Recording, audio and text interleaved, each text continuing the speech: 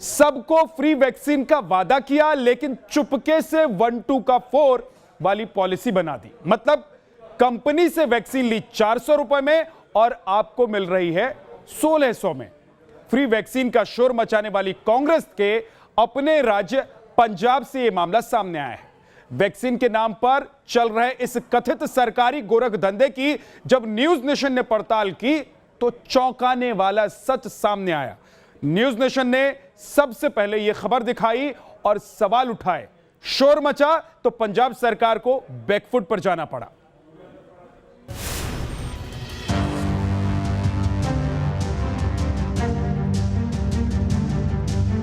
Free vaccine देने का ऐलान और साथ में वैक्सीन की कमी का रोना, और इन दोनों के बीच आखिर कैसे वैक्सीन पर होने लगी पंजाब की कांग्रेस सरकार में मुनाफाखोरी।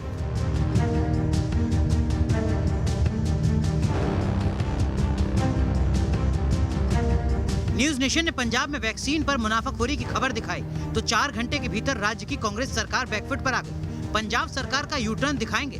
पहले इस खबर पर हमारी पूरी इन्वेस्टिगेशन देखिए। पंजाब के स्वास्थ्य विभाग के डायरेक्टर की ये वो लेटर कॉपी है जिसके जरिए प्राइवेट अस्पतालों को वैक्सीन बेचने का ऑर्डर जारी किया गया था। ये लेटर 29 मई को जारी किया गया था।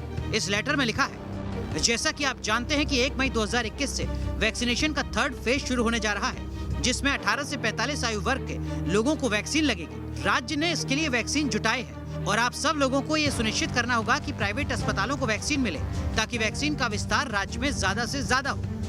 इस लेटर के जारी होने के बाद पंजाब में प्राइवेट अस्पतालों को वैक्सीन की 42,000 डोज बेची गई। इस 42,000 वैक्सीन की डोज को पंजाब सरकार ने वैक्सीन कंपनियों से 400 रुपए प्रति डोज के हिसाब से खरीदा था और आरोप है कि इसे 1060 रुपए प्रति डोज के रेट पर प्राइवेट अस्पतालों को बेच दिया गया। प्राइवेट अस्पतालों ने उसी वैक्सीन की प्रति डोज लगाने के लिए लोगों से 1560 रुपए चार्ज किए, यानी हर डोज पर पंजाब सरकार ने 660 रुपए का मुनाफा कमाया और उसी वैक्सीन की हर डोज पर प्राइवेट अस्पतालों ने लोगों से 500 रुपए का मुनाफा वसूला। मतलब जनता की जेब से वैक्सीन की हर डोज के लिए 1560 रुपए गए और इस 1560 रुपए में पंजाब सरकार और प्राइवेट अस्पताल दोनों ने मिलकर अपना अपना मुनाफा काटा। पंजाब सरकार लुट्टन ते लगी है। जेड़ी वैक्सीन पंजाब सरकार खरीद रही है वो 400 रुपये ते खरीद रही है। 400 रुपये का एक डोज, एक इंजेक्शन। पंजाब सरकार 400 रुपये दे खरीद के प्राइवेट हॉस्पिटल ना सौदा हो गया इन्हां सरकार दे मंत्रियों का। प्राइवेट हॉस्पिटलों दे रही है 1000 रुपये ते 1026 1060। जो 42,000 डोज निजी अस्पतालों को बेचे गए, अगर वही 42,000 वैक्सीन की डोज सरकारी अस्पतालों में लगती तो सरकार को अपने ऐलान के मुताबिक हर डोज को मुफ्त में लगाना पड़ता। यानी 400 रुपए प्रति डोज की लागत वाली 42,000 डोज के लिए 1 करोड़ 68 लाख रुपए सरकारी खजाने से जाता, लेकिन सरकार ने उल्टे इससे 2 करोड़ 77 लाख 20 हजार रुपए कमा लिए। यानी आम के आम और गुठलियों के भी दाम। पब्लिक को वैक्सीन भी लग गई, सरकारी खजाने से 1 रुपया खर्च भी नहीं हुआ और उल्टे आमदनी हो गई। ये हालात तब हैं जब कांग्रेस पंजाब में लगातार वैक्सीन की कमी का मुद्दा उठा रही है। खुद राहुल गांधी केंद्र से लगातार फ्री वैक्सीनेशन की डिमांड करते आ रहे हैं। आपने दरवाजा खुला छोड़ रखा है और अभी भी आप दरवाजा नहीं बंद कर रहे। 2 अलग अलग, 3 अलग अलग, 4 अलग अलग रेट्स बना रखे हैं। बिजनेस चल रहा है, बाकी देशों में एक रेट। सवाल है कि जब सरकारी सेंटर्स पर वैक्सीन की कमी है तो फिर राज्य सरकार ने प्राइवेट अस्पतालों को वैक्सीन क्यों बेच डाली? प्राइवेट अस्पतालों में जो लोग वैक्सीन लगवाने के लिए आए उन्होंने बताया कि यहाँ वैक्सीन आसानी से मिल रही है, इसीलिए लोग सरकारी सेंटर्स की बजाय यहाँ पहुँच रहे हैं। बिकॉज स्लॉट्स नहीं मिल रहे हैं। स्लॉट्स अवेलेबल यहाँ पे 40s का और मैक्स के ज़्यादा मिल रहे हैं, तो ऑब्वियसली फिर वाई टू वेट, तो इसलिए हम लोगों ने ये प्राइवेट में बुक करा लिया स्लॉट। जब हम लोग बुक कराते हैं तो गवर्नमेंट में कहीं मर्जी देख लो अवेलेबल ही नहीं है स्लॉट्स। यहाँ पे अवेलेबल हैं, इजीली हो रही है, तो इट्स वेरी अफोर्डेबल। चंडीगढ़ में न्यूज नेशन रिपोर्टर ने कोवैक्सीन की डोज लगवाने के लिए कोविन ऐप पर स्लॉट खंगाली। रिजल्ट क्या रहा वो देखिए। आप कोवैक्सीन की फर्स्ट डोज जो है लगाने जा रहे हैं तो आप रजिस्टर होते हैं, आपको स्लॉट मिलता है या फिर नहीं, ये चेक करने के लिए आज हम मोहाली के जो फेज 6 अस्पताल है वहाँ पर पहुँचे हैं। मैं आपको मोबाइल पे यहाँ पर दिखाऊंगा। आप देख सकते हैं कि मैंने अपना नाम यहाँ रजिस्टर किया है। अब मैं शेड्यूल में यहाँ पर जाऊँगा, यहाँ सर्च बाई डिस्ट्रिक्ट है तो मैं इस पर जाऊँगा। अब यहाँ पर आपको स्टेट भरनी होगी, तो मैं यहाँ पर आपको पंजाब, ये पंजाब पर मैं यहाँ पर क्लिक करूँगा। अब मैं कहाँ से कौन सी डिस्ट्रिक्ट्स में हूँ, तो आप ये जो यहाँ पर है SS नगर हूँ, जो मोहाली को भी कहा जाता है। तो अब मैं इस पर सर्च करूँगा तो आप देख सकते हैं यहाँ पर एज 18+ और एज जो 45 से ऊपर हैं, कौन सी वैक्सीन आप लगानी, तो मैं 18 से ऊपर वाला करूँगा और यहाँ पर कोवैक्सीन यहाँ पर लूँगा। तो अब मैं 5 जो जून का शेड्यूल है उस पर यहाँ पर क्लिक करूँगा। तो आप देख सकते हैं कि यहाँ पर आपको जिस सेंटर में मैं खड़ा हूँ ये फेज 6 का सेंटर है, तो आपको यहाँ पर कहीं पर भी फेज 6 का सेंटर नहीं दिखेगा। यहाँ 6 सेंटर क्या, अगर आप यहाँ पर देखेंगे तो आपको कहीं पर भी जो है वो सरकारी सेंटर जो है वो आपको यहाँ पर नहीं दिखेगा, लेकिन जो प्राइवेट अस्पताल हैं वो आपको यहाँ पर दिखेंगे। आप ये देख सकते हैं कि जो फोर्टिस अस्पताल है यहाँ पर स्लॉट है, 2 स्लॉट्स यहाँ पर हैं, लेकिन इसके साथ साथ जो फोर्टिस अस्पताल मोहाली का है यहाँ पर सेशन भी है और 262 स्लॉट्स यहाँ पर हैं। इसके साथ जो मैक्स का है वहाँ पर भी स्लॉट्स अवेलेबल हैं। न्यूज नेशन ने खबर दिखाई तो पंजाब सरकार में स्वास्थ्य मंत्री बलवीर सिंह सिद्धू ने 4 घंटे के भीतर कैसे मुनाफाखोरी का फैसला पलटा, अब वो भी देखिए। जो वैक्सीन का प्रोग्राम है वो मेरा डिपार्टमेंट हेल्थ का उसके साथ कोई कंसर्न नहीं है, वो चीफ सेक्रेटरी साहब और विकास गर्ग जो RCS हैं तो उनके कंट्रोल में है, वही नोडल अफसर हैं। ठीक है, हमारे पास जितनी भी वैक्सीन आती है हमारा काम है टेस्टिंग करना और ट्रीट करना और वैक्सीन लगाना। इस चीज़ को रिकॉल करो और जो फैसला आपने लिया है उसको वापस लो। बाकायदा जो डोज जिनको सप्लाई की यदि वैक्सीन दी गई है वो सारी उसे वापस लेकर अपने स्टोर में लाओ। और जो हमारा बजट सेशन था उसमें सबसे पहले उन्होंने बोला सबको ये जो वैक्सीन है फ्री लगाई जाएगी, तो फ्री लगाने का हमारा जो फैसला वो अटल है।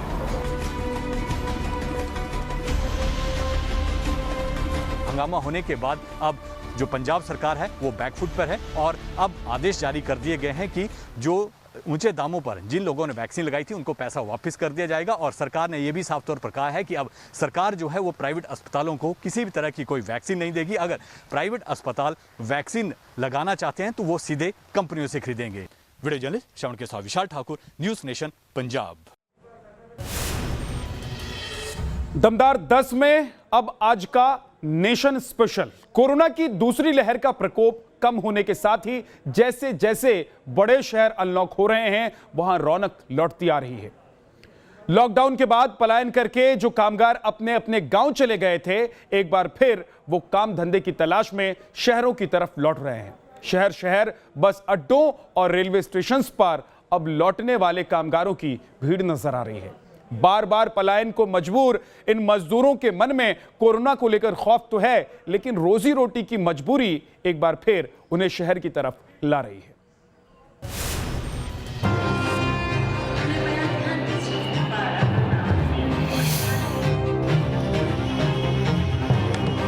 पेट तो पालना ही है, उसके लिए अपने काम धंधे पे निकले हैं हम भी। और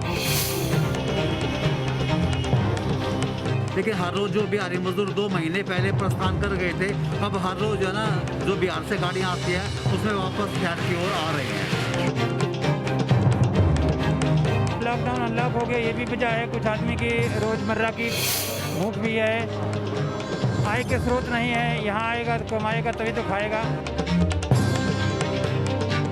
काम करते हैं, अभी काम पटरी पे नहीं आया, पटरी पे नहीं आया, लेकिन वापस आ गए हैं। जी वापस तो आ गए। जिंदगी पटरी पर लौटने की आस जगी तो कदम भी वापस मुड़ चले। शहरों में अनलॉक की आहट से एक बार फिर उम्मीदें परवान चढ़ रही हैं। कोरोना के खौफ पर पेट की आग भारी पड़ रही है। काम धंधे की तलाश में एक बार फिर लोग गांव से शहरों की ओर रुख कर रहे हैं, इस यकीन के साथ कि जिंदगी में सब कुछ फिर पहले जैसा हो जाए। दिल्ली, मुंबई, हरियाणा, यूपी और पंजाब समेत वो राज्य जहां धीरे धीरे अनलॉक की प्रक्रिया शुरू हो चुकी है, वहां एक बार फिर बस स्टेशन, रेलवे स्टेशन पर पहले की तरह चहल पहल बढ़ गई। ये तस्वीरें दिल्ली के आनंद विहार की हैं। भीड़ की शक्ल में लौटते ये वो मजदूर हैं जिन्हें कोरोना काल के बाद अब आम बोलचाल की भाषा में मजबूर कहा जाने लगा। कोरोना काल में आपदा पड़ी, लॉकडाउन में रोजी रोटी पर संकट आया तो न जाने कितने दुख और तकलीफें सहकर ये अपने गांव, अपने घरों तक पहुंचे थे। लेकिन वहां भी काम धंधे की कमी, रोजी रोजगार का कोई जरिया न देख एक बार फिर इन्होंने दिल्ली का रुख कर लिया। कोरोना के केस राजधानी दिल्ली और एनसीआर में घटने के साथ ही अनलॉक की प्रक्रिया शुरू हो चुकी है और इस पर सबसे पहले फैक्ट्रियां और जो लघु उद्योग थे वहां पर थोड़ी सरकारी छूट मिलने के बाद किस तरह से जो पलायन की तस्वीरें सामने आई थी, अब उसके उलट वो जो मजदूर हैं, जो कामगार लोग हैं जो उस वक्त दिल्ली छोड़कर वापस लौटे थे, घर अपने अपने चले गए थे, अब वो लोग वापस लौट रहे हैं। दिल्ली में अब कोरोना का तांडव करीब करीब थम चुका है। फिलहाल कोरोना के केस 500 से नीचे आ रहे, हालात धीरे धीरे सुधर रहे। दिल्ली अब अनलॉक की तरफ बढ़ रही है। फिलहाल कंस्ट्रक्शन साइट और फैक्ट्रियों में काम की छूट दी गई। उम्मीद है कि 2-3 दिन में कुछ और ढील दी जाएगी। यही कारण है कि दिल्ली आने वाली बसों और ट्रेनों में यहाँ से जाने वालों की जगह लौटने वालों की तादाद कहीं ज्यादा है। लेकिन ये वही आनंद विहार है जहाँ कुछ दिन पहले इससे ज्यादा भीड़ थी, लेकिन लोगों के चेहरे पर मायूसी थी। भारी मन से लोग पलायन कर रहे थे। लॉकडाउन के ऐलान के साथ जैसे तैसे किसी तरह शहर को छोड़कर घर वापस लौटने की होड़ लगी थी, मगर करीब 40 दिन बाद अब तस्वीर बदल रही है, जो एहसास दिला रही है कि सब कुछ अब ठीक है। कोरोना चक्कर में घर गए, काम चालू हो गया। डर है सर, डर तो अभी भी है। हाँ, ध्यान करके रखना ही पड़ेगा। एक महीना पहले जो कोविड का प्रॉब्लम थी, इसके वजह से जो है दिल्ली से मुझे जाना पड़ा। बिकॉज अभी थोड़ा सा नॉर्मल सिचुएशन है तो हम उसके लिए वापस आए। गाजियाबाद के कौशाम्बी बस स्टैंड पर भी तस्वीर बदली हुई है। यहाँ ठीक 1 महीने पहले कोरोना की दूसरी वेव के कारण हर रोज हजारों लोग शहर छोड़कर जा रहे थे, जो अब हालात सामान्य होने पर वापस लौट रहे हैं। गाजियाबाद के कौशाम्बी बस स्टेशन पर इस समय हम मौजूद हैं। दरअसल आज से अगर हम 1 महीने पहले की बात करें तो यहाँ से लोग अपने घर, गांव, शहर के लिए जा रहे थे बड़ी संख्या में। उसकी वजह थी दिल्ली में लॉकडाउन लगाया गया था और उसके बाद यूपी में भी आंशिक रूप से लॉकडाउन लगाया गया। लेकिन अब तस्वीरें बदल गई हैं, लोग अपने घरों से वापस आने लगे हैं क्योंकि दिल्ली अनलॉक हो गई है और यूपी के ज़्यादातर जिले भी अनलॉक हो गए हैं। दरअसल अब लोग आ रहे हैं, जाने की जो संख्या थी वो बेहद कम रह गई है और जो लोग हैं वो वापस दिल्ली एनसीआर में जो कामगार हैं, जो काम करते हैं, वो वापस यहाँ पर आ रहे हैं। कहीं तो एक बार फिर से अनलॉक हो रही है। उसकी वजह है कि दिल्ली अनलॉक हो रही है और यूपी के ज़्यादातर ज़िले अनलॉक हो रहे हैं और कोरोना की जो सेकेंड वेव थी अब उस पर पूरी तरह से काबू पा लिया गया है। यही वजह है कि लोग वापस चल दिए हैं अपने काम के लिए। जब दिल्ली में लॉकडाउन लगा था तो पब्लिक आई सभी ग्रामीण क्षेत्रों की, उसे हमारे उत्तर प्रदेश परिवहन निगम द्वारा कोविड के नियमों का पालन करते हुए उन्हें उनके गंतव्य तक छोड़ा गया और पर्याप्त मात्रा में हमारे पास बसें उपलब्ध थी प्रत्येक क्षेत्र के लिए। पूर्वांचल के लिए हमारे पास बहुत बसें थी जिनमें पब्लिक गई है। गांव से वापस लौटने वाले लोगों के चेहरों पर खुशी देखी जा रही है। लॉकडाउन हटने के बाद वापस कामकाज मिलने की उम्मीद जो बंधी है। हाँ, लॉकडाउन से पहले ही चले गए थे। हाँ, और अब वापस आ रहे। वजह काम धंधे के लिए आए ना, मैं काम करते हैं, अभी काम पटरी पे नहीं आया है। खुशी क्यों नहीं होगी जब बताओ ठाली पड़े थे गांव में, क्या करेंगे वहाँ पड़े पड़े। दिल्ली, मुंबई, हरियाणा या फिर यूपी, जो भी लोग गांव से लौट रहे हैं उनके चेहरे भले अलग हो, लेकिन कहानी एक सी है। ये है लखविंदर दास। लॉकडाउन के बाद करीब 1.5 महीने अपने घर पर रहे, लेकिन गांव में कोई काम धंधा ना होने के चलते इन्होंने एक बार फिर सोनीपत लौटने की हिम्मत जुटाई ताकि घर का खर्च चल सके। अपने घर बैठे हुए थे सर, अब काम जो लॉकडाउन खुला था नहीं जा रहे काम करने, सेटरिंग करते हैं सर काम। सेटरिंग का काम कितने दिन बाद वापसी आए हो? कम से कम 3 तारीख लॉकडाउन लगा, 3 तारीख से लेकर अब जा रहे हैं सर। ये है राकेश कुमार जो फैक्ट्री शुरू होने के बाद एक बार फिर अपने काम पर लौटे। कहना यही है कि गांव में कोई काम नहीं, इसलिए लौटना मजबूरी। दिल्ली हो या हरियाणा, बिहार और यूपी से लौटने वाली बसें और ट्रेन अब भरकर आ रही हैं और बाजारों का सन्नाटा दूर हो रहा है। पहले की अपेक्षा जैसे कोरोना काल में था कि लोग बसें बंद थी, लोग आ जा नहीं रहे थे बिल्कुल ही, एक आधा आदमी आता जाता था, लेकिन अब थोड़ा थोड़ा लोग निकलना चालू हुए, बिल्कुल आना जाना चालू हो गया है। कोई काम धंधे के लिए भी आ रहा है, कोई अपना दिहाड़ी मजदूरी के लिए भी आ रहा है। ये तस्वीरें लखनऊ के कैसरबाग बस स्टेशन की है। जो लंबे लॉकडाउन के बाद इस वक्त गुलजार नजर आ रहा है। जो बसें कुछ दिन पहले तक खाली चल रही थी, अब वो भरी भरी नजर आ रही हैं। जैसे जैसे पूरे देश में संक्रमण की रफ्तार कम हो रही है, वैसे वैसे उत्तर प्रदेश में जो दूसरे प्रदेशों से मजदूर लौट आए थे, अब वो फिर जाना शुरू कर चुके हैं। तस्वीरें लखनऊ के कैसरबाग बस अड्डे की है। दिल्ली रूट की बसों में देखा जा रहा है कि पिछले कुछ दिनों से यात्रियों की संख्या बढ़ गई है। वो यात्री जो दिल्ली में पहले काम करते थे या उत्तराखंड की फैक्ट्रियों में काम करते थे, वो अब धीरे धीरे लौटने लगे हैं रोजगार की तलाश में। डेफिनेटली दिल्ली रूट हमारे यहाँ से हर आधे पौन घंटे पे गाड़ियाँ हैं और लगभग अब 4-5 दिन से भर भर के चलने लगी हैं। 100% लोड फैक्टर लगभग गाड़ियाँ 4, ये 3-4 दिन से परसों से दिल्ली की गाड़ियाँ जो हैं पे लोड फैक्टर हमारा अच्छा आ रहा है। दिल्ली की, सहारनपुर की, इन 2 मार्गों पे ज़्यादा लोड फैक्टर है। लखनऊ के कैसरबाग बस अड्डे पर दिल्ली के लिए इस वक्त 2 दर्जन से ज्यादा बस चलाई जा रही है, जो हर आधे घंटे पर उपलब्ध है। यहाँ दिल्ली और उत्तराखंड जाने वाले लोगों की संख्या पिछले 2 से 3 दिन में अचानक बढ़ चुकी है। लखनऊ जैसी ही तस्वीरें गोरखपुर से भी आई हैं, जहाँ बड़ी तादाद में लोग अब बसों और ट्रेनों से दूसरे राज्यों का रुख कर रहे हैं। कोरोना की दूसरी लहर अब थमने लगी है और इसके साथ ही प्रवासी कामगारों का अपने शहरों को वापस जाना शुरू हो गया है। खासतौर पे दिल्ली और मुंबई जाने वाली ट्रेनें अब पूरी तरह से पैक होकर के चल रही हैं। पिछले दिनों जब ट्रेनें चला करती थी तो जनरल क्लास के जो बोगियां हुआ करती थी उसमें तमाम लोग जाया करते थे, लेकिन इसमें सिर्फ रिजर्वेशन वाली ही ट्रेनें चल रही हैं। जिनके पास रिजर्व टिकट होगा वही सिर्फ यात्रा कर सकता है। ऐसे में ट्रेनों में बहुत अधिक भीड़ तो आपको नज़र नहीं आएगी, लेकिन जो ट्रेनें पिछले दिनों खाली चला करती थी वो आज पूरी तरह से पैक हो चुकी हैं। ज़िंदगी सबको बचाना है, बाकी ज़िंदगी के साथ जीना भी तो है, रोटी भी तो चाहिए लोगों को। अभी बच्चे हैं, हम नहीं कमाएंगे कौन खिलाएगा? कोई सरकार देगी, कोई नेता देगा, हम एक पसीना ढुराएंगे तभी मिलेगा, ऐसा कोई नहीं दे सकता। क्या करेंगे, वहाँ किराया बढ़ रहा है, यहाँ भी देना वहाँ भी देना, इसलिए जो है अपना वहीं जाएंगे रहेंगे। सरकारों ने लॉकडाउन में राहत दी तो लोगों ने गांव से लौटने की पहल की है, इस बात को जानते हुए कि कोरोना का खतरा अभी कम नहीं हुआ है। दरअसल अगर कहें कि रोटी की मजबूरी में लौटने का रिस्क लेना इनकी मजबूरी है तो गलत नहीं होगा। इतना ही नहीं, गांव से लौटने वाले सभी लोगों को शहरों में काम मिल जाएगा, इस बात की भी कोई गारंटी नहीं है, क्योंकि कोरोना महामारी के बाद लोगों की आर्थिक स्थिति काफी बिगड़ चुकी है। कोरोना की दूसरी लहर ने न सिर्फ लाखों लोगों की जान ली है, बल्कि करोड़ों लोगों का रोजगार भी छीन लिया है। Centre for monitoring Indian economy यानी CMIE के मुताबिक कोरोना की दूसरी लहर में करीब 2.25 करोड़ लोगों को नौकरी से हाथ धोना पड़ा है। अप्रैल की शुरुआत से ही कई राज्यों में सख्त लॉकडाउन की शुरुआत हो गई थी। सरकारों ने लॉकडाउन लगाना शुरू कर दिया था, जिसका नतीजा ये हुआ कि लोगों की नौकरियां जाने लगी। CMIE की रिपोर्ट के मुताबिक अप्रैल में कुल 73.5 लाख लोगों को नौकरी से हाथ धोना पड़ा। वहीं मई में करीब 1.53 करोड़ लोगों की नौकरी गई। कुल मिलाकर अप्रैल और मई में ही करीब 227 लाख लोगों की नौकरी छूट गई। दूसरी लहर के चलते मई 2021 में बेरोजगारी दर 12% तक पहुंच गई। ग्रामीण इलाकों में बेरोजगारी दर 9.58% रही। इस रिपोर्ट के मुताबिक देश में 97% परिवारों की आय महामारी के दौरान कम हुई, जबकि सिर्फ 3% परिवारों की आय बढ़ी। आप अंदाजा लगा सकते हैं कि कोरोना ने रोजगार पर कितनी बड़ी चोट दी। लॉकडाउन के चलते नौकरी जाने के बाद लोग बेहिसाब दुख तकलीफों को झेलते हुए अपने गांव तक तो पहुंचे, लेकिन वहां भी ज्यादातर लोगों को 2 महीने खाली ही बैठना पड़ा। यही वजह है कि अब जब हालात सुधर रहे हैं तो लोगों के पास लौटने के अलावा कोई चारा नहीं। अब ये आर्थिक गतिविधियां शुरू हुई हैं, उम्मीद है जल्द सब कुछ पटरी पर आएगा, लेकिन ये भी सच है कि हालात रातों रात नहीं बदलेंगे। Team news nation. और अब दिखाते हैं आपको आज की सबसे दिलचस्प, आज का जो वीडियो है वो दिखाते हैं आपको, जो मुंबई के कोरोना सेंटर से आया है। PPE किट में डांस का ये वीडियो मुंबई के गोरेगांव कोरोना सेंटर का है। नेस्को कोविड सेंटर का ये वीडियो काफी वायरल हो रहा है। यहां के कर्मचारियों के डांस की वजह से और भी ये दिलचस्प है।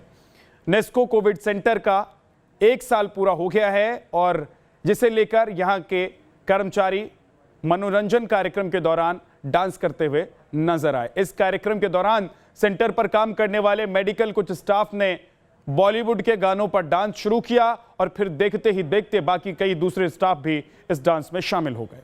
PPE किट में ही मेडिकल कर्मी कुछ मिनटों तक डांस करते दिखे। कोरोना आने के बाद पिछले 1.5 साल से स्वास्थ्य कर्मी लगातार मानसिक और शारीरिक दबाव झेल रहे हैं।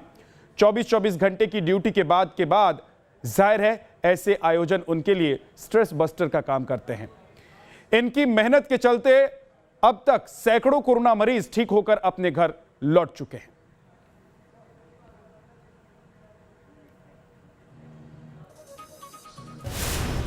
और अब बात करते हैं अच्छी खबर की। कोरोना में अनाथ हुए बच्चों की मदद के लिए समाज से कई लोग आगे आ रहे हैं और इन्हीं लोगों में एक कोटा के शिक्षक भी हैं जिन्होंने 2021 के लिए अनाथ बच्चों की मदद के लिए अहम टारगेट सेट किया है।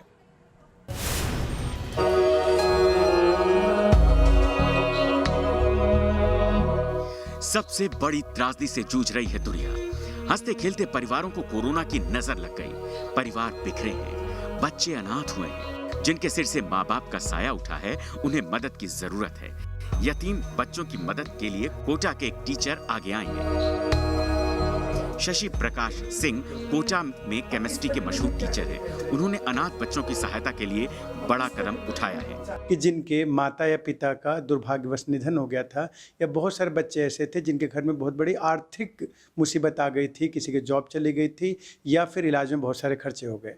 तो मैंने ये निश्चय लिया कि 2021 में मुझे पढ़ाई के अलावा आगे बढ़ के एक जिम्मेदार नागरिक होने का कर्तव्य निभाना चाहिए। इसलिए मैंने संकल्प लिया कि 2021 में मैं 2021 परिवारों की मदद करूंगा शिक्षा में, जिनके घर में अगर दुर्भाग्यवश कोई त्रासदी हो गई हो या फिर कोई आर्थिक परिस्थितियों से वो जूझ रहे हों। शशि प्रकाश सिंह को छात्र एसपीएस सर बुलाते हैं। उनके परिवार को भी कोरोना हो गया। मुश्किल हालात में उनके पूर्व छात्रों ने उनकी मदद की। अब ये शिक्षक जरूरतमंद बच्चों की मदद करना चाहते हैं।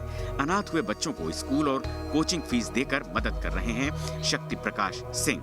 अब तक 16 अनाथ बच्चों को ये मदद पहुंचा चुके हैं। Team news nation. और बात करते हैं बिहार की। बिहार में वैक्सीनेशन की रफ्तार बहुत धीमी है। यहां के ग्रामीण इलाकों में लोग अभी भी कोरोना वैक्सीन लगाने से कतरा रहे हैं। वैक्सीनेशन टीम गांव-गांव जाकर टीका दे रही है, लेकिन लोग डर के मारे दरवाजा बंद कर देते हैं। पटना के दानापुर गांव में न्यूज़ नेशन संवाददाता रजनीश सिन्हा पहुंचे और वहां उन्होंने जो देखा वो रिपोर्ट आपको दिखाते हैं। कोरोना के टीकाकरण को गति देना है और इसके लिए गांव-गांव में अब बिहार में मुहिम शुरू हो गई है।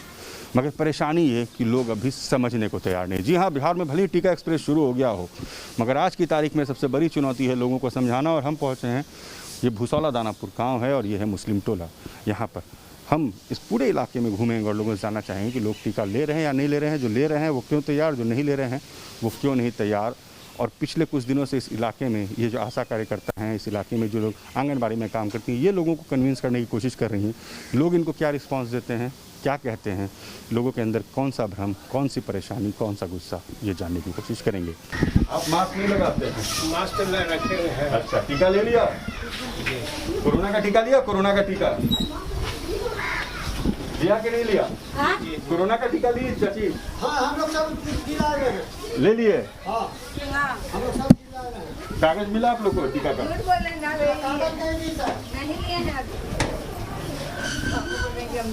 नहीं, कामों नहीं लिए हैं। कोई नहीं लिया। यहाँ 2 आदमी 3 आदमी लिया। इसलिए लोग दरवाजा बंद कर लिए शुरू का। कोई नहीं लिया है। देखिए, लोग इस इलाके में, मोहल्ले में, टोले में बात नहीं करना चाहते। हमको बोलता कि मरे लगा। देखिए, आप लोग टीका